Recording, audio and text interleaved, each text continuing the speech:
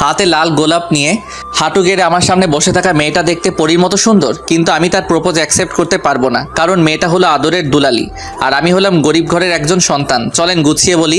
সকালবেলায় গোসল করে বাহিরে আসতেই শুনলাম ফোনটা বাজতেছে, তাই তাকিয়ে দেখি মায়া। সাথে সাথে রিসিভ করলাম। ওই, তোর এতক্ষণ লাগে ফোন ধরতে? কই ছিলি তুই? আসলে গোসল করতে গিয়েছিলাম। ও হুসেন, তুই কি আজ ভার্সিটিতে আসবি? কেন? আজকে কত তারিখ তা তোর মনে নেই? আজকে 14ই ফেব্রুয়ারি, মানে ভালোবাসা দিবস, ভ্যালেন্টাইন ডে। আর আজকে তোকে একটা কথা বলবো, তুই চলে আয় তাড়াতাড়ি। কেন, ফোনে বলো। না, তুই আয়, সামনাসামনি বলবো। ওকে। আমি রেডি হয়ে চলে গেলাম আব্বুর দোকানে। চলুন গল্পের পরিচয় পর্বটা শেষ করে ফেলি। আমি আনোয়ার হুসাইন, এবার ভার্সিটিতে পড়ি, পরীক্ষার্থী, মধ্যবিত্ত ঘরের একজন সন্তান। দেখতে হয়তো স্মার্ট, কারণ লোকে তাই বলে। বাবার ছোট একটা মুদির দোকান আছে, যেটা মোটামুটি ভালোই চলে, তাই আমার লেখাপড়ার পাশাপাশি সংসারটাও চলে যায়। তাই আমি এতদূর পর্যন্ত পড়ালেখা করতে পেরেছি। বাবা মায়ের একমাত্র সন্তান, আর আমাকে ঘিরে তাদের সব স্বপ্ন। তাই আমাকে যে করেই হোক ভালো রেজাল্ট করতে হবে। আর যে আমাকে ফোন দিয়ে এতক্ষণ কথা বললো তার নাম সুমাইয়া আক্তার মায়া। বাবা মায়ের টাকার অভাব নেই, তাও আমার মতো একটা ছেলের বেস্ট ফ্রেন্ড। আমি মাঝে মাঝে ভেবে পাই না, কলেজে ফাইনাল পরীক্ষায় ওর সাথে আমার সিট পড়েছিল, তারপর একজন আরেকজনের সাথে ভালো বন্ধুত্ব হয়ে যায়, তারপর দুজনেই একই ভার্সিটিতে অ্যাডমিশন নিয়ে নেই। আর তুষার আমার ছোটোবেলার বন্ধু, ওদের অবস্থাও খুবই ভালো, শুধু আমারই অবস্থা খারাপ। তারপরেও আলহামদুলিল্লাহ। তাও কি আর করার, মায়া অনেক জেদি, যা চাই তাই দেওয়া লাগবে, না পেলে পৃথিবীটা উল্টে রেখে দিবে, যা চাইবে তাই পাবে। ওর সাথে বন্ধুত্ব করে ভুল করেছি, একবেলায় না খেলে জোর করে খাওয়াবে, বেশি রাতে অনলাইনে থাকলে মেসেঞ্জারে ঝাড়বে, আর কোনো মেয়ের সাথে কথা বলতেছি দেখলেই সারছে। সব সময় ওর মনের কথাগুলো আমার সাথে শেয়ার করবে, আর সারা দিন ফোন দিয়ে জ্বালাবে, আর যা চায় আমার কাছে আমাকেও দিতে হয় বাধ্য হয়ে। এগুলো গল্পের পরিচয়। এবার গল্পে চলুন। বাবার কাছ থেকে হালকা কিছু টাকা নিয়ে বাসে করে ভার্সিটিতে চলে গেলাম। বাস থেকে নামতেই তুষারের সাথে দেখা। কিরে, আজকে আসতে এত দেরি হলো যে? আরে বলিস না, রাস্তায় অনেক জ্যাম, তাই আসতে একটু দেরি হলো। তোকে কতবার বলেছি আমার সাথে চলে আসতে, কিন্তু তুই কি করিস, বাসে আসিস? আরে বোকা, তুই এত কিছু বুঝবি না, আমার মতো হলে তারপর সব বুঝতি। শালা, আমি কি তোর থেকে আলাদা? না, আছে, সব বাদ দিয়ে চল ক্লাসে। আজকে ক্লাস করবি? কেন? আজকে ইলুইলু দিবস, আর আমাদের কোসি খুকা ক্লাস করবে। আব্বে চুপ কর, আর চল ক্লাসে যাই। ক্লাসে না গিয়ে চল, মায়া পাঠিয়েছে তোকে নিয়ে যেতে। কোথায়? সবাই যেখানে বসে আড্ডা দেয়, ক্যান্টিনে। ও আজকে ফোন দিয়ে বলেছিল কি যেন বলবে, চল যাই বলে তুষারকে নিয়ে চলে গেলাম ক্যান্টিনে। ক্যান্টিনে ঢুকেই নজর গেল নীল শাড়ি পরে বসে থাকা পরীর দিকে। চমৎকার সেজেছে আজকে, দেখতেও বেশ মায়াবী চেহারা মায়ার।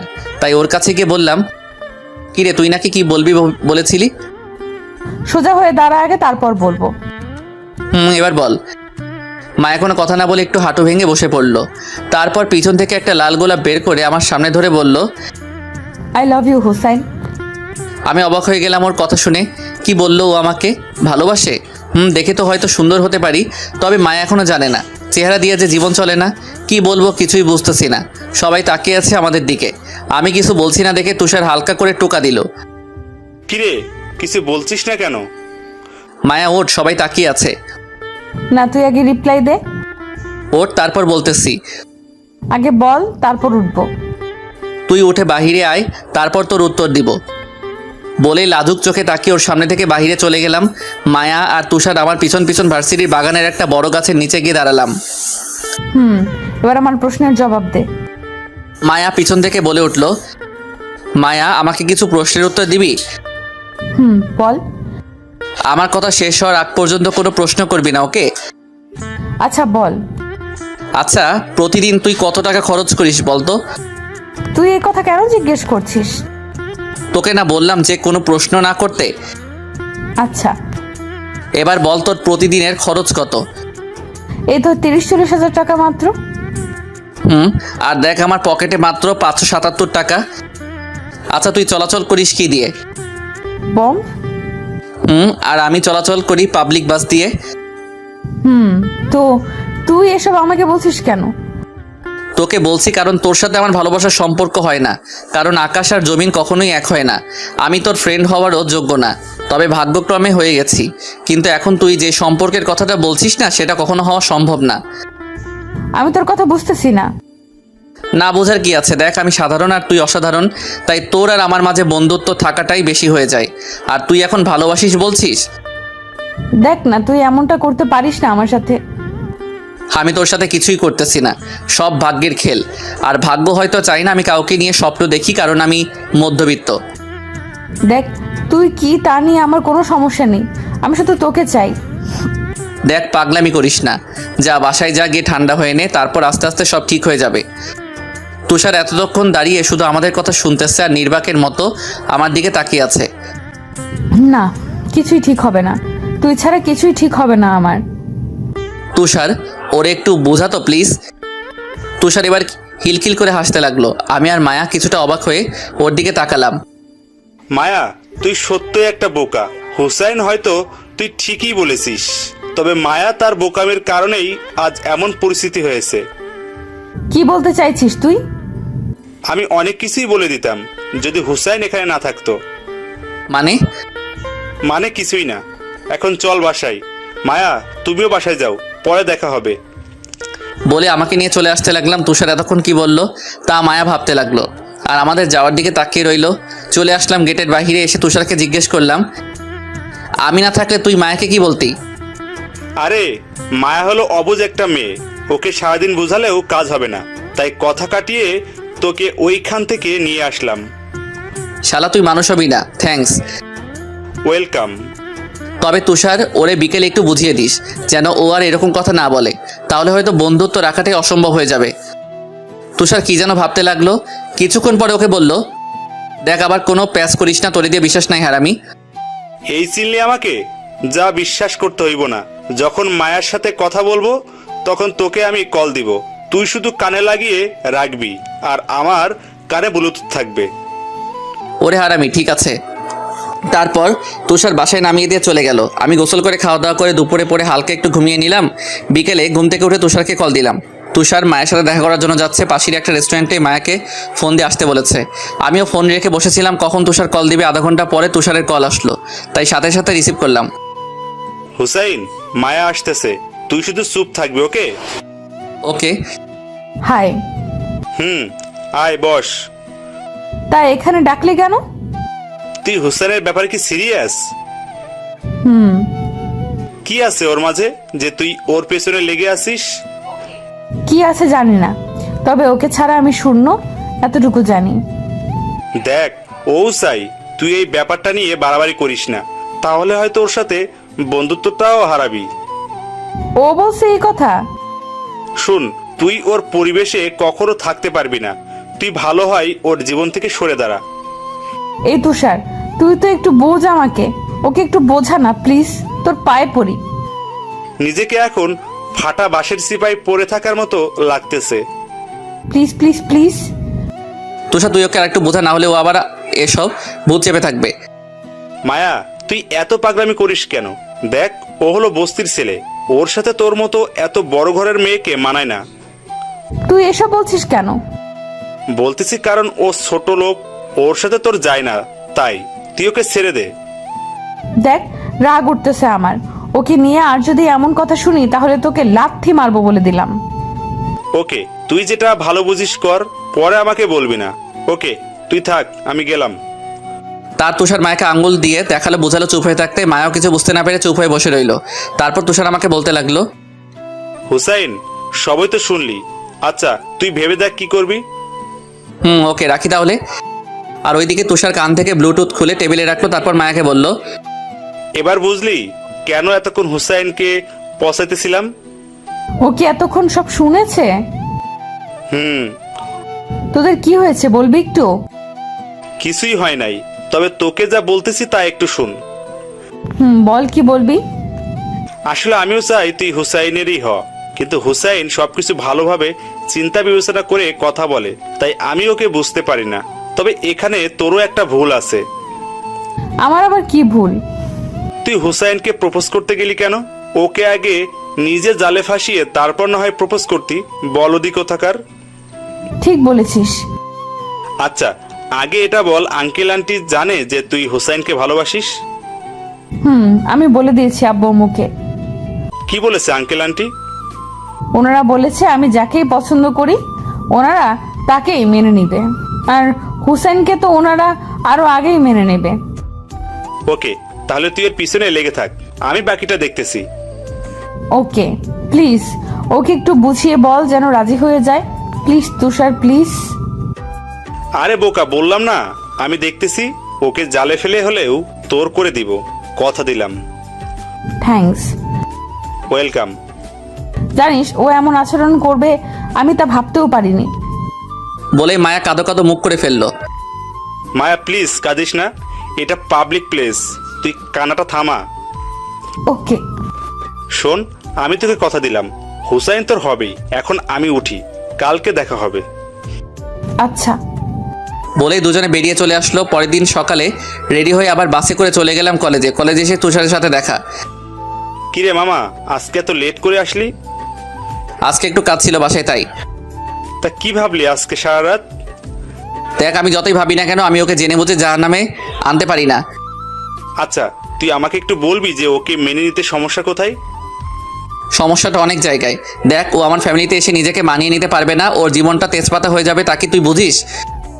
দেখ, ও হয়তো তোর জন্য সব করতে পারে, ও হয়তো তোর ফ্যামিলির সাথে নিজেকে মানিয়ে নিতেও পারবে। প্লিজ এখন এমন হাস্যকর কথা বলিস না, প্লিজ এখন হাসতে পারবো না। এখানে হাসির কি বললাম? আচ্ছা তুষার, তুই আমাকে কিছু প্রশ্নের জবাব দে তো। বল। যে মেয়ে নিজের হাতে কফি বানিয়ে খায় না সে নাকি আবার আমাদের সংসারে সব কাজ করবে? এটা কখনো সম্ভব না। আর আমাদের এত টাকা নেই যে ওর জন্য আমি কাজের বুয়া রাখবো। তুষার এবার চুপ হয়ে গেল আর আমার দিকে অবাক হয়ে তাকিয়ে আছে। শোন, আবেগটা থাকে কিছুদিন, তারপর সব কিছু শেষ হয়ে যায়। থাক, তোকে এসব বলেও লাভ নেই, তুই কি কখনো বুঝবি না? চল এবার ক্লাসে যাই। ক্লাসে পরে যাব, চল আগে মায়ের সাথে দেখা করে আসি। তুই যা, আমি গেলাম ক্লাসে। না হলে আবার আমাকে দেখলেই শুরু হয়ে যাবে ওর সেই পাগলামিটা। তুই আয়, আমি আসি না। ওকে চল। বলেই দুজনে চলে গেলাম বাগানে, কারণ মন খারাপের সময় মায়া এখানেই এসে বসে থাকে। গিয়ে দেখি ও পুকুরের দিকে মুখ করে বসে আছে, তাই পিছন থেকে তুষার ডাকলো মায়াকে। কিরে মায়া, তুই এখনো এখানে বসে আছিস? দেখ কে এসেছে। আমাদের কথা শুনে মায়া তাড়াতাড়ি চোখগুলো মুছে ফেললো, তারপর আমাদের দিকে ফিরে তাকালো। কিরে মায়া, তুই কান্না করতেছিলি নাকি? আরে না, আয় বস। আমাদের আর মিথ্যা বলিস না, আমি সবই জানি। আরে না হুসাইন, আয় বস। আমি গিয়ে একটু দূরত্ব রেখে বসলাম, আর তুষার এসে আমাদের মাঝখানে বসে গেল। বল, এখন কি নিয়ে গল্প করা যায়? জানি না। ও আচ্ছা, তোদের দুজনকে এখানে আসার আসল কারণ কি জানিস? তুষারের মুখে এমন কথা শুনে আমি অবাক হলাম, তাই ওর দিকে ঘাড় বাঁকা করে তাকালাম। শোন, তোরা দুজন মিলে মুজিবনগর পার্কে যা, তাহলে ভালো হবে। না হলে এভাবে চুপচাপ আর দুজনকে থাকতে হবে না। দেখ, ও যে কথা বলতেছে সেটা কখনোই সম্ভব না। আমি জানতে চাই কেন সম্ভব না? কারণ আমি তোর যোগ্য না। কেন, তোর কিসের অভাব? লেখাপড়ায় ভালো, স্মার্ট, আর মনের দিক থেকে তো তুই বেস্ট। আর ভবিষ্যতে তুই তোর ট্যালেন্ট দিয়ে যে কোনো ভালো বড় চাকরি পেতে পারিস, তাহলে আর সমস্যা কোথায়? তুই আমার বড় চাকরি পাওয়ার কথা বলতেছিস? সেটা পাওয়ার জন্য যে ঘুষ লাগে তা কি তুই জানিস? আর যদিও ভাগ্যক্রমে পেয়েও যায় তাহলে স্যালারি কত হবে? বেশি হলে 1 লক্ষ টাকা, তাতে তা একদিনের মার্কেটের টাকা। আর সারা মাস কি তুই না খেয়ে থাকবি? তোর মেকআপ আর অন্যান্য খরচগুলো না হয় বাদই দিলাম। দেখ, আমি একদম ভালো হয়ে যাব, আমার এত কিছু লাগবে না, শুধু তুই হলেই চলবে। দেখ মায়া, আবেগ দিয়ে দুনিয়া চলে না। আমি জানি তুই আবেগের বশে অনেক কিছু করতে পারিস, কিন্তু যখন বাস্তবতার সামনে এসে দাঁড়ায় না তখন আবেগ পালিয়ে যায়। তাই বলছি, পাগলামি করিস না। দেখ, আমাকে এত বোঝাতে আসবি না, আমি তোকে চাই ব্যাস। দেখ, একটু বোঝার চেষ্টা কর। তুই মধ্যবিত্তদের মতো করে বাঁচতে পারবি না। তুই পারবি না শুধু ভাত মাছ আর ডাল দিয়ে বেলা পার করতে, তুই পারবি না 300-400 টাকা হাত খরচ নিয়ে দিন পার করতে। এই হাত খরচ থেকে টাকা বাঁচিয়ে আব্বু আম্মুর জন্য কিছু গিফট দেওয়া। তুই পারবি না 2-3টা শাড়ি দিয়ে মাস পার করতে। তুই পারবি না বাসে সবার সাথে চাপাচাপি করে ভার্সিটিতে আসতে। তুই পারবি না ভোরবেলায় উঠে বাসায় সবার জন্য নাস্তা রেডি করা আর সারাদিন গাধা মতো খাটা। তুই পারবি না সবার মুখের দিকে তাকিয়ে নিজের স্বপ্নগুলো কুরবানি দিতে। তাই বলতেছি, তোর জন্য ভালো হবে তুই নিজের লেভেলের একটা ছেলেকে বিয়ে করে নিজের সব স্বপ্ন পূরণ কর। লাইফটা আরামে পার করে দিতে পারবি। আর আমাকে বিয়ে করলে তুই জিন্দালাশ হয়ে যাবি, তখন আফসোস হবে। কারণ বাস্তবতা মৃত্যুর চেয়েও কঠিন, যার সামনে তুই এখনো করিসনি। আমি সব করতে পারবো তোর জন্য। এবার রাগটা আমার মাথার উপর উঠে গেল, তাই নিজেকে আর সামলাতে পারলাম না। ঠাস করে একটা চর বসিয়ে দিলাম ওর গালে। মায়া চর খেয়ে অবাক হয়ে গেল। আর এতক্ষণ আমাদের কথা শুনতেছিল। তুষারও চমকে উঠল। ওই পাগল, তোকে বোঝাই, তোর মাথায় ঢুকে না যে আবেগ দিয়ে সব হয় না। বাস্তবতায় নিজেকে সামলাতে পারবি না তুই। যা বলতেছি তাই কর। মায়ার চোখ দিয়ে সমানে পানি পড়তে লাগলো। আর তখনই তুষার সেখান থেকে আমাকে টেনে নিয়ে আসলো আর মায়াকে বলল, মায়া তুই দাঁড়া, আমি আসতেছি। তুষার বলে আমাকে বাহিরে নিয়ে আসলো। ছাড় আমাকে, পাগলাটাকে বুঝাই, এক ফোঁটা যদি বুঝতো। নিজেকে শেষ করার ফোন দিয়ে আটতেছে আর কিছুই না। আচ্ছা তুই ঠান্ডা হ, আমি দেখতেছি কি করা যায়। বোঝা ওকে, না হলে পরে ওর গলা টিপে মেরে ফেলবো বলে দিলাম। এই তুই গাড়িতে বস, আমি মায়া বুঝিয়ে আসতেছি। বলেই তুষার চলে গেল ভিতরে। ভিতরে গিয়ে তুষার দেখলো মায়া এখনো কাঁদতেছে। মায়া কাঁদিস না। দেখলি তো ও কেমনটা করলো। কি হয় আমাকে একটু ভালোবাসলে? দোষ তোর না, দোষ হলো সুমায়ার। মায়া এবার কান্না থামিয়ে তুষারের দিকে তাকালো। সুমাইয়া কে? হুসাইন তোকে কখনো সুমায়ের কথা বলেনি? না, কে সুমাইয়া? তাহলে শোন, আমরা দুজন তখন ক্লাস 10-এ পড়তাম। হুসাইন ক্লাসের ভালো ছাত্র ছিল এবং খুব ভালো গল্প লিখতো। অনেক মেয়ে গল্প পড়ে প্রেমে পড়ে যাইতো। তার মধ্যে হঠাৎ একটি আইডি থেকে SMS আসে হুসাইনের গল্প লেখা পেজে। কি ছিল সেই SMS এ? তুই চুপ করে শোন, কোনো কথা বলবি না। বল। হুসাইন প্রতি গল্পের শুরুতে লিখে দিত, অনুমতি ছাড়া কপি করা নিষিদ্ধ। তাই সুমায়া SMS দেয়, লেখক সাহেব, আপনার একটি গল্প কপি করব, যদি অনুমতি দেন। অবশ্যই গল্প কপি করতে পারেন, কিন্তু কিছু শর্ত আছে। কি সত্য বলেন? প্রথমত, লেখকের জায়গায় আমার নাম এবং শেষে পেজ লিঙ্ক দিতে হবে। আচ্ছা। কোন গল্প কপি করবেন? সিনিয়র আপুর সাথে প্রেম সিজন। ওকে, আপনার বাসা কোথায় জানতে পারি? চুয়াডাঙ্গা। আপনার? মেহেরপুর। এইভাবে কথা বলতো। বলতে বলতে সুমায়ার সাথে ফ্রেন্ডশিপ হয়ে গেল হুসাইনের। তারপর একদিন হুসাইন আমাকে এসে বলে, আমি সত্যিই সুমায়াকে ভালোবেসে ফেলেছি। তখন আমি হুসাইনকে বললাম প্রপোজ করতে। সুমায়াকে যেই ভাবা সেই কাজ, হুসাইন গিয়ে প্রপোজ করে। সুমায়াও গ্রহণ করে নেয়। আস্তে আস্তে সুমায়ার প্রতি ভালোবাসা বেড়ে যায়। সুমায়ার সাথে ভিডিও কলে কথা বলতো, তার পিক সব জায়গায় সেট করে রাখতো। এক কথায় সুমায়াকে পাগলের মতো ভালোবাসতো। এইভাবে 2 মাস কেটে গেল। একদিন হুসাইন সুমায়াকে বলল, এই সুমাইয়া, তুমি কয়দিন ধরে আমাকে ইগনোর করছো কেন? আমাকে ভুলে যাও, আম্মু আমার বিয়ে ঠিক করে ফেলেছে। কি বলছো? তোমার বিয়ে ঠিক হয়েছে, তাহলে আমার কি হবে? তুমি প্লিজ আমাকে ভুলে যাও। আচ্ছা, তোমার হবু স্বামী নিয়ে সুখে থাকো। কিছুক্ষণ পরে হুসাইন আমার কাছে আসে। আমার সাথে এমন হওয়ার ছিল? কি হয়েছে? সুমাইয়া বলল, আপনাদের তো বললাম, তাই দ্বিতীয়বার লিখলাম না। আচ্ছা, তুই সুমায়াকে গুলো বলবি, পরে যদি ভুল বোঝে? পরে দেখা যাবে। হুসাইন আমার কাছ থেকে বাসায় গিয়ে সুমায়াকে ফোন দেয়। ফোন রিসিভ করার পরে, কি হয়েছে? তোমাকে নিষেধ করার পরেও কেন ফোন দাও? আর ফোন দিব না, একটি কথা শুনো। কি হয়েছে? তাড়াতাড়ি বলো যত সম্ভব। আমাকে বিয়ে করবে? কিভাবে? পালিয়ে? জীবনেও না। তুমি যদি আমার সাথে বিয়ে না করলে তোমার যত পিক আছে ফেসবুকে ভাইরাল করব।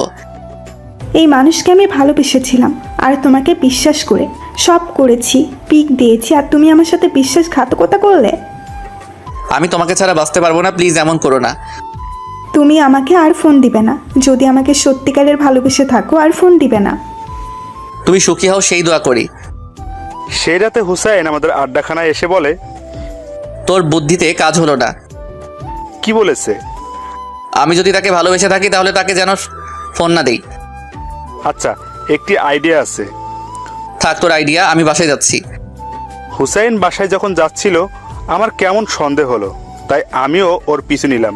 তারপর কিছু দূর যাওয়ার পর হঠাৎ করে দেখি বিষের বোতল বের করে হুসাইন মুখে দিতে যাচ্ছে, সাথে সাথে আমি গিয়ে ঠাস ঠাস করে দুটো থাপ্পড় দিলাম আর বলতে লাগলাম, দোস্ত তুই একটি মেয়ের জন্য বিষ খেতে যাচ্ছিস? আমাকে মরতে দে তুষার, তুই সামনে থেকে সর। দোস্ত তুই যদি মরে যাস সেই মেয়ে ঠিকই সুখে থাকবে, কিন্তু তোর মা বোন বাবাকে কে দেখবে? হুসাইন নিশ্চুপ। আমার মাথায় হাত দিয়ে বল, আর কোনোদিন আত্মহত্যা করবি না? আচ্ছা আর করবো না। এই ছিল হুসাইন আর সুমায়ের প্রেম কাহিনী। বুঝতে পারলে মায়া? এখন আমি কি করব বল। আর কিছুদিন ওর পিছনে লেগে থাক, না হলে পরে দেখা যাবে। ওকে। তুই থাক, হুসাইন গাড়িতে বসে আছে, আমি যাই। তারপর তুষার আবার ফিরে আসলো। কিরে এতক্ষণ কি করলি? এই তো একটু বুঝতে সময় লাগলো। ও আজকে আর ক্লাস করবো না, বাসায় চলে যাব। শালার মুডটাই নষ্ট করে দিল। ওকে চল। বলে তুষার আমাকে বাসায় নামিয়ে দিয়ে চলে আসলো। এভাবে কয়েকদিন চলে গেল। আর মায়া পাগলের মতো আমার পিছনে পড়েছিল, কিন্তু আমি বারে বারে সেই একই কথা। মায়াকে যাই বলি না কেন ও সব কিছু স্বাভাবিকভাবে নেয়, আর পাগলের মতো পিছে পড়ে আছে। এক সকাল আমি কলেজে এসে তুষারের সাথে দেখা করলাম। তারপর ক্লাসে যাওয়ার সময় দেখা হয় মায়ার সাথে। হাই জানু, কেমন আছো? দেখ মায়া, আমি আগেও তোকে বলেছি যে আমাকে এভাবে রাগাবি না, সেটা নিয়ে বাড়াবাড়ি সম্ভব না। কোনটা সম্ভব না? তুই কখনো আমাদের মতো চলতে পারবি না, তাই তুই আমার পিছনে আসিস না প্লিজ। আমি তোমার জন্য সব করতে পারবো। কি করতে পারবি তুই বল আমাকে। তুমি যা বলবে সব করতে পারবো, একবার বলে তো দেখো। সব করবি তাই না? তাহলে চল। বলেই আমি মায়ের হাত ধরে টেনে ভার্সিটির বাহিরে নিয়ে আসলো। জানো তুমি আমাকে কোথায় নিয়ে যাচ্ছ? আগে যাই তারপরে বুঝতে পারবি, আগে চল। তুষার গাড়ি স্টার্ট দে। তুষার গিয়ে গাড়ি স্টার্ট করলো। তারপর মায়াকে নিয়ে সোজা বাসায় চলে আসলাম। তারপর মায়াকে নিয়ে ভিতরে গেলাম, গিয়ে আম্মুকে ডাকলাম।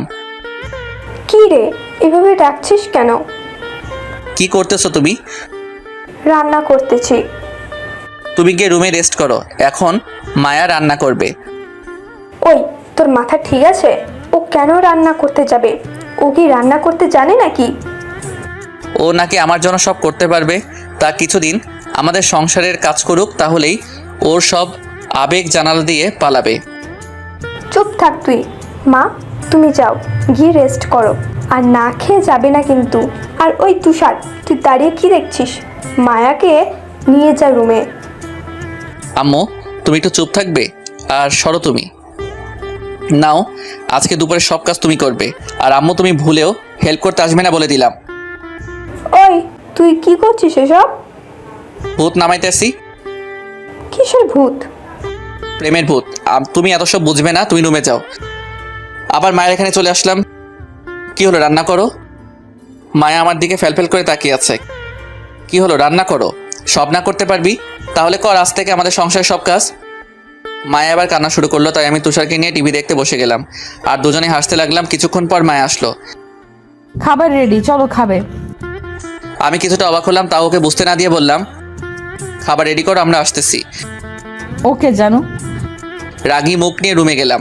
গিয়ে তুষার আর আমি ফ্রেশ হলাম। তারপর আম্মুকে ফ্রেশ হতে বললাম। আব্বু চলে আসলো। তারপর সবাই মিলে খেতে বসলাম। খাবার মুখে দিয়ে অবাক হয়ে গেলাম, ভালোই রান্না করছে। সবাই দেখলাম খাবারের প্রশংসা করতেছে, আর সেই প্রশংসাগুলো আমার গায়ে কাটা হয়ে বিঁধতেছিল। তাই খাবার রেখে উঠে চলে গেলাম। গিয়ে ফোন টিপতে লাগলাম। কিছুক্ষণ পর হঠাৎ রুমে কেউ আসার আওয়াজ পেলাম। তাকিয়ে দেখি মায়া হাতে খাবারের প্লেট। কি হলো, না খেয়ে চলে আসলে কেন? খেতে মন চাইতেছে না তাই। ওলে আমার পিচ্চি বড়টা বলে কি, বুঝ আমার হাতে খাবে বলে এইভাবে না খেয়ে চলে এসেছে। ওই ঢংটা একটু কম করবি। আচ্ছা নাও, এবার লক্ষ্মী ছেলের মতো খেয়ে নাও। মুখের সামনে লোকমা ধরে বলল, না তুই খা, তোর খাবার আমি খাবো না। প্লিজ খেয়ে নাও। না বললাম না। প্লিজ জানো, প্লিজ। খাবারের উপর রাগ করে থাকতে নেই। আমার খিদে নেই। প্লিজ খেয়ে নাও। না বললাম তো। তারপর মায়া যা করলো তাতে আমি পুরো অবাক হয়ে গেলাম। মায়া আমার গালে চড় বসিয়ে দিল। বলছি খা। বলেই মুখে ভাত পুড়ে দিল। আমি অবাক হয়ে ওর দিকে তাকিয়েছিলাম আর ভাত খেতে লাগলাম। সোজা করে বলতেছি কানে যায় না, এবার বাঁকা করেই ছাড়লি। ভালো করে বললে কথা শুনবি, নাহলে রাত্রি মেরে কথা শোনাবো, মনে রাখিস। এসব বলতেছিল আর আমাকে ভাত খাইয়ে দিতে লাগলো, আর আমি শান্ত ছেলের মতো খেতে লাগলাম। হঠাৎ দরজার দিকে নজর যেতে দেখলাম তুষার দাঁড়িয়ে দাঁড়িয়ে হাসতেছে। শালা, এসবের কারণে তুই দায়ী। আমি আবার কি করলাম? তুই এখানে দাঁড়িয়ে কি করতেছিস? এই যে তোর বউ তোকে খাইয়ে দিতেছে, সেটা দেখতেছিলাম। ওই আমি বিয়ে করলাম কবে? তা তো জানি না, তবে এত আদর করে বউ আর মা বাদে কে খাওয়ায় বল? তুই গেলি না, এখন গ্লাস দিয়ে মারবো। বলে গ্লাসটা হাতে নিলাম আর তুষার চলে গেল, আর এদিকে মায়া আমাকে খাইয়ে দিয়ে সব কিছু ঠিকঠাক গুছিয়ে ফেললো। প্লেট নিয়ে বাইরে যাওয়ার আগে আমার গালে একটা কিস করে চলে গেল। আমি অবাক হয়ে ওর যাওয়ার দিকে তাকিয়েছিলাম। কিছুক্ষণ পর আবার মায়া রুমে আসলো। কি হলো, তুমি এখনো ঘুমাওনি? আমি রাগে কোনো কথাই বললাম না। ও লে, বাবুটা রাগ করেছে রে, রাগ করো না প্লিজ। আমি তাও কিছুই বললাম না। আসো আমি ঘুম পাড়িয়ে দিই। না, আমি এখন ঘুমাবো না। তাহলে আমাকে এখন আদর করো একটু। না, আমি এখন ঘুমাবো। এখন না বললে ঘুমাবে না? এখন ঘুম পেয়েছে তাই ঘুমাবো। ওলে, আমার বরটা তো দেখে অনেক অভিমানী। ওই তোমার বরকে? আমার সামনে যে বসে আছে সে। আমি কারো বর না, আমি এখনো বিয়ে করিনি, তাই এই নামই ডাকবি না। ওলে, এত অভিমান আমার বরের, আর কিউট লাগে অভিমান করলে। তা আজকে না আসলে দেখতেই পেতাম না। ধুর, বলে শুয়ে পড়লাম। আর মায়া মাথার কাছে বসে মাথায় হাত বুলাতে লাগলো। তাই কিছুক্ষণের মাঝে হারিয়ে গেলাম ঘুমের রাজ্যে। ঘুম ভাঙলো সন্ধ্যায়। আশেপাশে তাকিয়ে দেখি মায়া নেই, তাই উঠে ফ্রেশ হয়ে ড্রয়িং রুমে দেখলাম তাও নেই। যাক, শান্তি হলো মনটা। কিছুক্ষণ পর আম্মু তার রুম থেকে বেরোলো। আম্মু, বোমটা কই? বোমকে? মায়া কই? মায়া তো চলে গেছে। তাই নাকি? কখন?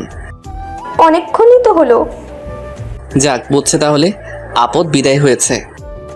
ওই, তুই মেয়েটার সাথে এমন করলি কেন? আম্মু, তুমি এত... এখন আবার কে এলো? দেখো গিয়ে। বলে আম্মুকে দরজা খুলে দিল। দরজা খুলতে আমি চমকে গেলাম। মায়া এসেছে, তাও হাতে ব্যাগ আর টেডি বিয়ার নিয়ে। মনে হয় একবারের জন্য চলে এসেছে। আরে মা, আয় আয়। বলেই বাসায় ঢুকে গেল। ওই, তুই আবার আসলি কেন? এটা এখন আমার বাড়ি, আমার যখন মন চায় তখন আসবো, তাতে তোমার কি? এটা তো আমার বাড়ি, তোর হলো কবে থেকে? যা তোমার তাই তো আমার, কারণ তুমিই তো আমার স্বামী। দেখ মায়া, তুই কিন্তু বাড়াবাড়ি করছিস। তুই চুপ থাক। ওকে, আমিও দেখবো তুই এখানে কিভাবে থাকিস। ওকে। আমি রাগ করে বেরিয়ে গেলাম বাসা থেকে। ফোন দিলাম তুষারকে। কিরে, তুই কই? বাসায় কেন? এখনই মুজিবনগর পার্কে আয়, কথা আছে। কিছুক্ষণের মধ্যেই তুষার চলে আসলো। তারপর ওকে সব খুলে বললাম। তো এখন কি করবি? আঙ্কেল আন্টির কাছে যাব, ওনাদের বুঝিয়ে বললে ওনারা গিয়ে ওকে নিয়ে আসবে। ওকে, যেমন তোর ইচ্ছা। চল, এখনই যাব। এখন? চল। ওকে। বলেই দুজনে চলে গেলাম মায়াদের বাসায়। আঙ্কেল কেমন আছেন? ভালোই। তা তোমার কি খবর? এতই তো ভালোই, তবে আপনার সাথে আমার কথা আছে। কি কথা বলো? আঙ্কেল, মায়া এসব কি শুরু করেছে? আর আপনারাও ওকে কিছুই বলতেছেন না? তুমি জানো না ও কি রকম? ওর বোঝানোর মতো কেউ আছে নাকি? অন্য ব্যাপারে হলে ওকে ছিল, কিন্তু এটা তো ওর লাইফের প্রশ্ন। এখন না বললে কি হবে? ও যা করতেছে তাতে ভুল কি? আপনিও এই কথাই বলতেছেন? দেখো, আমার মেয়ের ভালো সে নিজেই বুঝে, তাই এখানে আর আমরা কি বলবো? তাই বলে মেনে নাও মায়াকে, আমরা আমাদের সব সম্পত্তি তোমার নামে লিখে দিব। তুষারোট, বুঝে গেছি কামারের দোকানে কোরআন পড়ে লাভ নেই। বলে চলে আসলাম সেখান থেকে। তারপর আবার সেই পার্কে এসে বসলাম।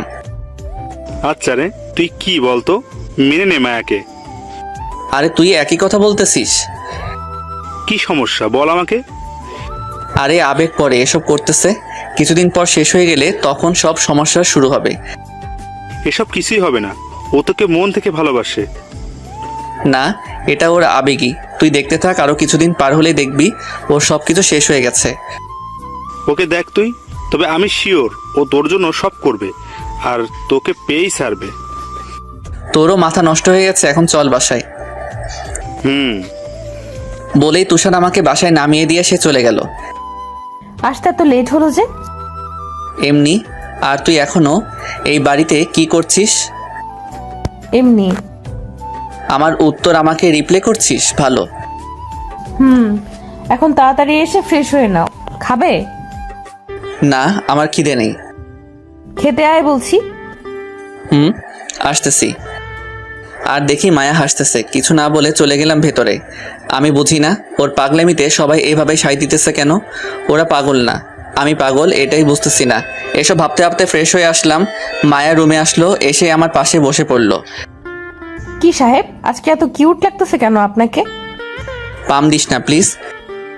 সত্যি বলতেছি, সত্যি আজকে মাশাল্লাহ। সরে বসে এখান থেকে, আমার মাথা ব্যথা করতেছে। তাহলে তুই শুয়ে পড়, আমি তোর মাথায় মলম দিয়ে দিচ্ছি। লাগবে না, তুই যা তাহলেই হবে। ওকে, তবে রাতে পালাবা কই জানো? রাতে পালাবো কেন? কারণ রাতে তুমি আর আমি এক খাটে থাকবো। কি তোর মাথা ঠিক আছে? ঠিক আছে। তাই তো রাতে আমি আমার স্বামীর সাথে এক খাটে থাকবো। মায়া এদিকে আয়। কেন? আয় না প্লিজ। বল। আমার পাশে বসে গেল। মায়া, তুই না লক্ষ্মী মেয়ে, এমন পাগলামি কেন করতেছিস? দেখ, তোকে তোর থেকে বেশি আমি বুঝি, তাই তোর ভালোর জন্যই বলতেছি। একটা ভালো বড়লোক ছেলে দেখে বিয়ে করে সুখের সংসার কর, আর এতে তোর ভালোই হবে। আমি আমার ভালোটা বুঝি, তাই প্লিজ আমাকে জ্ঞান দিতে এসো না প্লিজ, জানো? মায়া, তুই আমার কথাটা রাখ প্লিজ। ওই, তুই গুরুজনদের মতো এইভাবে বলছিস কেন? দেখ, আমি জানি এটা তোর আবেগ, তাই আবেগটা সামলা, আর তুই নিজেও একটু চালাক হ। বোকামি করে পরে জীবনটা শেষ হবে তোর। আমার হবে তাতে তোমার কি? এখন চুপ থাকো, না হলে কিস দিয়ে মুখ অফ করিয়ে দিব, বলে দিলাম। ওকে, কিন্তু আমাকে পাবি না, এটা বলে দিলাম। আচ্ছা, আমিও দেখবো তুমি কিভাবে নিজেকে ধরে রাখো। ওকে। মায়া ঢ্যাং ঢ্যাং করে রুম থেকে বেরিয়ে গেল, আর আমি মোবাইলটা হাতে নিয়ে টিপতে লাগলাম আর গান শুনতে লাগলাম। কিছুক্ষণ পর মায়া আবার আসলো। জানো, খাবে না? না, বাহির থেকে খেয়ে এসেছি। মিথ্যা বলো কেন? আমি জানি তুমি আজকে আমাদের বাসায় গিয়েছিলে, সেখান থেকে মুজিবনগর পার্কে গিয়ে টাইম পাস করে বাসায় চলে এসেছো। তোকে এসব কে বললো? অর্ধেকটা আব্বু আর অর্ধেকটা তুষার। ও, আমার পেটে ক্ষুধা নেই? আসবি তুই নাকি আবার মারতে হবে, কোনটা? যাব না আমি, যা তুই। তুই যাবি না তো 14 গোষ্ঠী যাবে। বলে কলার ধরে টান দিয়ে খাট থেকে নামিয়ে নিচে চলে গেল। মায়ের সাহস দেখে আমি অবাক হলাম। কি সাহস মেয়েটার! তাও খেয়ে দিয়ে উপরে চলে আসলাম। কিছুক্ষণ পর মায়া হাসতে হাসতে রুমে ঢুকলো আর আমার পাশে বসে গেল। কি হলো, এভাবে হাসছিস কেন? আমার বাবুটার রাগ করেছে আমার উপর, তাই না? তুই যা অন্য রুমে, আমি এখন ঘুমাবো। আমি যাব কেন? তাহলে তুই থাক, আমি গেলাম। বলে বাহির হতে যাব, তখনই মায়া আমার হাতটা ধরে ফেললো। কই যাও চান্দু? তুই থাক, আমি গেলাম পাশের রুমে। বউ থাকবে এক রুমে আর স্বামী থাকবে আরেক রুমে, তা তো হবে না। বলে একটানে খাটে ফেলে দিল, তারপর ওর ওড়না দিয়ে আমার হাত পা বেঁধে ফেললো। ওই, তুই হাত পা বাঁধলি কেন? তুমি যেন অন্য রুমে না যেতে পারো। তোর মতলবটা কি বলতো? পাগলটার বুকে মাথা রেখে ঘুমাবো। ওই, আমি পাগল? তুমি আমার পাগল আর আমি তোমার পাগলি। ছাড় আমাকে, আমি কারোর পাগল হতে পারবো না। আজকে কোনো ছাড়াছাড়ি নেই, একেবারে সকালে ছাড়বো তোমাকে কলিজা। দেখ, পাগলামি করিস না। পাগলামি করে ভালোবাসা হয় না। কিভাবে ভালোবাসতে তা আমি ভালোভাবে জানি। আচ্ছা, আমি অন্য রুমে যাব না, এবার বাঁধনটা খুলে দে। ওয়াদা দে যে বাঁধন খুলে দিলে তুই আমাকে তোর বুকে মাথা রেখে ঘুমাতে দিবি আর অন্য রুমেও যাবি না। আচ্ছা, ওয়াদা দিলাম। আরও একটা ওয়াদা দিতে হবে। কি ওয়াদা? বেশি না, তোর বুকে যখন মাথা রাখবো তখন তুই আমাকে শক্ত করে জড়িয়ে ধরবি। আমি পারবো না। তাহলে আর কি, সারা রাত এভাবেই পড়ে থাক। দেখ, তুই যেটা বলতেছিস সেটা কিন্তু ইসলামের দৃষ্টিতে পাপ। ওরে আমার ইসলামিক জামাই রে, আপনি এত বুঝতে কে বলেছে? দেখ, ছাড় আমাকে। তাহলে আমাকে ওয়াদা দে, যেগুলো বলছি সেগুলো করবি। কখনোই না। তাহলে আমিও সরি। বলেই মায়া আমার বুকে মাথা রেখে শুয়ে গেল। আমিও ঘুমানোর চেষ্টা করতে লাগলাম। কিছুক্ষণ পর ঘুমিয়ে গেলাম। মাঝরাতে সজাগ হয়ে গেলাম। তাকিয়ে দেখি হাতের বাঁধনটা খোলা, আর আমি মায়াকে জড়িয়ে ধরে আছি। তাই তাড়াতাড়ি ওকে ছেড়ে দিলাম আর ওর মায়াবী মুখটা দেখতে লাগলাম। আসলে অনেক মায়াবী ওর মুখটা, কিন্তু এই মুখের হাসিটা সারা জীবন থাকবে না যদি এই বাড়িতে বউ হয়ে আসে। কিন্তু ও তো এটা বুঝতেই চাইতেছে না। পাগল মেয়ে একটা। বুঝ কবে যেন হবে আল্লাহই জানে। এসব ভাবতে ভাবতে ঘুমিয়ে গেলাম। সকালে মায়ার ডাকে ঘুম ভাঙলো। কি হলো, ডাকছিস কেন? উঠে চা খেয়ে আমাকে উদ্ধার করেন। খাবো না আমি, আর তুই যা, এখন আমি ঘুমাবো। এই উঠ বলছি, না হলে পানি এনে গায়ে ঢেলে দিব। বাসায় এসে টর্চার শুরু করে দিয়েছিস। আর যদি তোকে বিয়ে করি তাহলে কি করবি আল্লাহ জানে। তাই আর যাই হোক না কেন, তোকে তো আমি বিয়ে করব না। সেটা পরে দেখবো, এখন উঠ তাড়াতাড়ি। উঠতেছি। Good boy. এখন তাড়াতাড়ি করে চা খেয়ে উঠে বাজারে যাও। তুই এভাবে অর্ডার করছিস কেন? কারণ আমি এই বাড়ির বউ, আর তোর কলিজা। আমি মানি না। তুই না মানলে কি হইব? আব্বু আম্মু তো মেনে নিয়েছে, এখন আর কোনো সমস্যা নেই। তোকে নিয়ে সংসার কে করবে? তুই? আমার তো ঠেকা পড়ছে যে তোকে নিয়ে সংসার করতে হবে। দুনিয়াতে আর কোনো মেয়ে নাই। তুই আমাকে নিয়ে সংসার করবি, আর কাউকে নিয়ে স্বপ্ন দেখলে তোকে মারবো প্রথমে, তারপর নিজে মরবো, মনে রাখিস। তোকে দিয়ে সম্ভব? কি সম্ভব? মানুষ মারা তোকে দিয়ে সম্ভব? ওই চুপ করে চা খা আর তাড়াতাড়ি বাজারে যা। বলেই চা খেয়ে ফ্রেশ হয়ে চলে গেলাম বাজারে। বাজার করে বাসায় এসে আম্মুর কাছে ব্যাগ দিয়ে হাত পা ধোয়ার জন্য ওয়াশরুমে যেতেই চমকে গেলাম। মায়া কাপড় ধুইতেছে আর কেমন যেন অগোছালো হয়ে বসে আছে। বন্ধুত্ব থেকে প্রেমের এটাই শেষ নয়। ওকে দেখে আমি আর হাসি থামাতে পারলাম না, তাই হো হো করে হেসে উঠলাম। কি হলো, হাসছিস কেন? তোকে দেখে। কেন? এই যে এত বড় লোকের মেয়ে হয়ে যে কাপড় কাচতেছিস, আর তাও কেমন অগোছালো হয়ে পাগলের মতো। ওই আমি এখন বড় লোকের মেয়ে না? তাহলে তুই কি? আমি হুসাইনের বউ, আর এই বাড়ির লক্ষ্মী বউ। ওরে খোদাই, পাগলের একটু বুঝ দাও। বুঝ আমার আছে, তা তুই এখানে কেন? হাত পা ধুতে এসেছি। সত্যি বলছিস নাকি আমাকে দেখতে চলে এসেছিস? পেতনি দেখার আমার এত শখ নাই, শর্ট তুই। বলেই হাত পা ধুয়ে বাহিরে আসতে যাব, তখনই মায়া টেনে ধরলো পিছন থেকে আর দেয়ালের সাথে চাপিয়ে ধরলো। কি হলো, এভাবে টেনে আছিস কেন? তুই একটু হেসে কথা বললে কি হয়? অনেক কিছুই হয়, ছাড় আমাকে। না, তুই এখন আমাকে একটু আদর করবি, না হলে দেখেছিস তুই এখন কোথায় আছিস। আমি তাকিয়ে দেখি মাথার উপরে ঝর্ণার লাইনটা। তারপর মায়া আবার বলতে লাগলো, ঝর্ণাটা ছাড়লেই দুজনে ভিজে যাব, তাই আদর করা ছাড়া কোনো উপায় তোর কাছে নেই। বলেই মায়া আমার এতটা কাছে চলে এসেছে যে আমাদের মাঝে বিন্দুমাত্র গ্যাপ নেই। দেখ, এটা কিন্তু ঠিক না। इश्क और जंग में सब कुछ जायज है मेरी जान। কি? হিন্দিতে একটা ডায়লগ দিলাম। কি বললি? কানটা কাছে আন, তারপর বলতেছি। এবার বল। বলছি যে প্রেম আর যুদ্ধে সবকিছুই সঠিক। বলেই আমার গালে কানে একটা ছোট্ট করে কামড় দিল। আও। এবার আদর কর, না হলে সারা শরীর কামড়ে দিব। দিচ্ছি, বল কি করতে হবে। তোর যা করতে মন চায়। ওকে। বলে ওর কপালে হালকা করে একটা চুমু এঁকে দিলাম। হয়েছে তো, এবার ছাড়। মায়ার মুখের দিকে তাকিয়ে দেখি ওর মুখ আগুনের মতো লাল হয়ে আছে। বিষয়টা বুঝতেছি। ওই কুত্তা, তোরে আমি কি করতে বলছি আর তুই কি করলি এটা? আদর করছি। এভাবে কেউ বউকে আদর করে? দেখ, তুই আমার বউ না, তাই এর থেকে বেশি আশা করিস না। তাই তো। আমি কে তোর? আমি তো পাগল, তাই এসব করতেছি। পাগল না হলে করতাম নাকি এসব? আর তুই তো পাষাণ একটা। মায়া কাঁদো কাঁদো মুখ করে বলল, বাহ, তুই এত তাড়াতাড়ি বুঝে যাবি, আমি আগে কখনো ভাবিনি। বলে ওয়াশরুম থেকে বেরিয়ে গেলাম। আসার সময় মায়ের মুখের দিকে তাকিয়ে দেখলাম ওর মুখ আবারও লাল হয়ে গেছে। তাই বেরিয়ে সোজা চলে গেলাম নাস্তার টেবিলে। নাস্তা করে এসে রুমে ঢুকতেই দেখি মায়া মুখ ফুলিয়ে বসে আছে। তাই আমিও কোনো কথা না বলে খাটে বসে মোবাইল টিপতে লাগলাম। মায়া বিছানা থেকে নেমে আমার পিছনে গিয়ে দাঁড়ালো। তারপর আমার মাথায় হাত বুলাতে লাগলো। কি হলো, এরকম করছিস কেন? যাওয়ার সময় কি বলে গিয়েছিলে? কোন সময়? মনে নেই? ওয়াশরুমে আমাকে কি বলে গিয়েছিলে? তুই ধীরে ধীরে বুদ্ধিমান হইতাছস, এটাই বলে গেলাম। আমি ওই কথাগুলো কেন বলছিলাম জানিস? না, কেন? কারণ এগুলো বললে তোর একটু মায়া হবে আর তুই আমাকে সিম্প্যাথি দিবি, কিন্তু তুই তো একটু দরদও দেখালি না। তো এখন কি করব আমি? তোর কিছুই করতে হবে না, যা করার আমিই করব। কেন, কি করবি তুই? এটা করব। বলে আমার চুলগুলো পিছনের দিকে টেনে ধরলো। চুলগুলো টানতেই মাথাটা উপরের দিকে, আর মায়া তার মাথাটা নিচের দিকে নামিয়ে আমার চুলগুলো আঁকড়ে ধরে আমার ঠোঁটগুলোকে কামড়ে ধরলো আর সামনে চুমু আঁকতে থাকে। আর ওর চুলগুলো ছাড়া ছিল, তাই চুলগুলো নিচের দিকে ঝুঁকে পড়ে।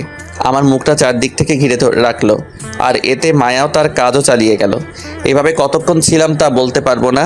হঠাৎ মায়া আমাকে ছেড়ে দিয়ে দিল। এক দৌড় সোজা চলে গেল বাহিরে। আর আমি ভাবতে লাগলাম, এতক্ষণ আমার সাথে কি হলো, কি কঠিন সময় গেল আমার। আর একটু হলে শ্বাস আটকে মারা যেতাম। যাই হোক, এসব চিন্তা বাদ দিয়ে উঠে চলে গেলাম ফ্রেশ হতে। ফ্রেশ হয়ে এসে চলে গেলাম তুষারের কাছে। কিরে, কি খবর? পিছনে বাস থাকলে না, মানুষ খুব আরামেই থাকে। ও, তাহলে তো তুই ভালোই। তা এখানে আসতে বলার কারণটা কি বল? আসলে মায়া তো আমাকে শেষ করে দিতেছে। কেন, কি করেছে মায়া? তাহলে শোনো। সব কিছু তো তোর কথা মতোই চলতেছে, তাহলে সমস্যা কোথায়? ও তো তোর বউয়ের মতো কাজ করে যাচ্ছে। আরে ওর কষ্ট হইতেছে, তাও সব কিছু মুখ বুজে সহ্য করে যাচ্ছে। কিছুদিন পর সহ্যের বাঁধ ভেঙে গেলে তখন দিবে আরেক মোড়। তাহলে তুই আরো কিছুদিন দেখ, আর এদিকে ওর অভ্যাস হয়ে গেলে তখন না হয় ওকে কবুল করে নিস। ওকে বলে ওর থেকে বিদায় নিয়ে বাসায় চলে আসলাম। এভাবে চলে গেল কিছুদিন। পরীক্ষা শেষ করে একটা কোম্পানিতে চাকরি করি, আর এদিকে মায়াও আমাদের ঘরের একটা মেয়ে হয়ে গেছে। সব চলাচল আমাদের মতোই, কিন্তু কেন জানি ওকে মেনে পারতেছি না। এক সকালে, কিরে, আর কত ঘুমাবি? তুই আসলি কখন? সবার সাথে আসছি। তা উঠ, সবাই তোর জন্য অপেক্ষা করতেছে। কিসের? আজকে তোর আর তানাহানা বিয়ে, তাই তো সবাই এসেছে। উঠ তাড়াতাড়ি। তোর মাথা ঠিক আছে? আমি মায়াকে বিয়ে করব? আবে উঠ, তুই করবি তোর 14 গোষ্ঠী করব। মায়াটারে ফাও আর কত খাটাবি? এবার তো মেনে নে। মায়া কই? ওর সাথে আমার কথা আছে। তুই বস, আমি ওকে পাঠাচ্ছি। আমারে ডাকছিলি? দেখ, আমি এই বিয়েটা করতে পারবো না, কারণ আমি চাই না তোর একটু পাগলামির জন্য তোর লাইফটা নষ্ট হয়ে যাক।